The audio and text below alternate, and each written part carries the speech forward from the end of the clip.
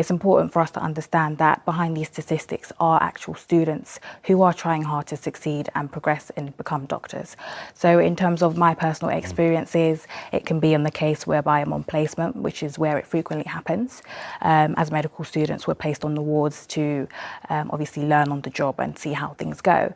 And from other members of staff, you might be having racist comments, inappropriate use of racist words, and of course it's not okay. And a lot of students obviously have even worse situations that are going on with them as well. And it can also be the case whereby it's the unconscious bias.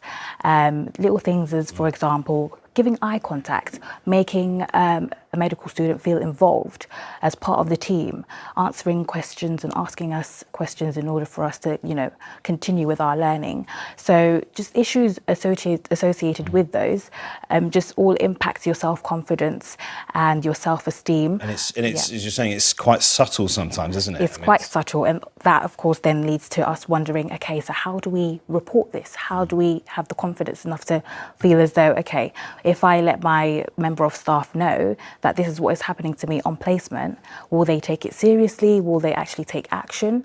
Will anything really happen to me? Dr. Wolf, we're hearing there all the sort of stuff that goes on. How do you tackle all of this? So I think what we found is that you need really strong leadership. We need the heads of medical schools, the deans, we need the very senior people to make it clear that this is completely unacceptable. And to put in place programmes to deal with it. And we've seen that the British Medical Association today has put out a charter to encourage medical schools to tackle these issues. And I think, it's really important for medical schools to take this on board. And medicine has always been ethnically diverse, hasn't it? It is surprising, isn't it, to see this? Yeah, definitely. Looking at the statistics, 40% of medical students are from an ethnic minority background, yet we're still having to experience the racism, the unconscious bias, and sometimes more than often it is conscious bias, whereas members of staff are, feel as though even if they make these comments, they will not suffer any repercussions, which is why they perhaps keep on continuing to make these students feel that way, which is why it's important that we do have organisations like Melanin Medics, for which I am a avid team member of, set up by a good friend of mine, Alamide Dada. And essentially we're there to support the community of African Caribbean medical students as well as doctors. We provide a variety of services and support students along the journey as well as doctors in their careers as well. And just in terms of careers, there's General Medical Council data today showing that trainee BMA doctors less likely to be approved for jobs than their white counterparts. I mean, shocking to read that, isn't it, this morning? Yeah, so I think we've known about these differences for really quite a long time now. So we've known about the differences in achievement at medical school since the mid-90s. And we've known about the differences in recruitment as well for a long time.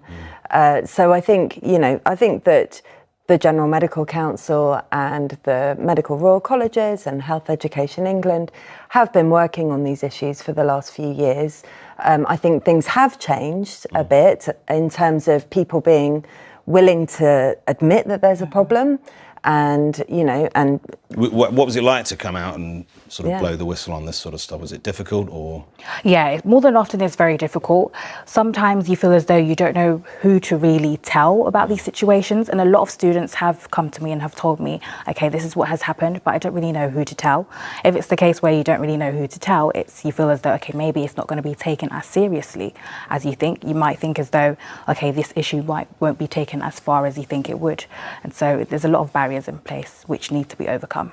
Very important. Thank you very much indeed, guys. Now, we contacted Khadija's Medical School, St George's, University of London, for a response. They told us St George's has recognised that we need to urgently address differential attainment. We have already acted in a number of areas to make our learning and teaching more inclusive and to improve the experiences of black and minority ethnic BMA students. We're also exploring ways to better support anyone who's been subjected to racial harassment, including while on clinical placements at hospitals and doctors' surgeries, and we'll seek to work with our other partners to enhance inclusivity in the future.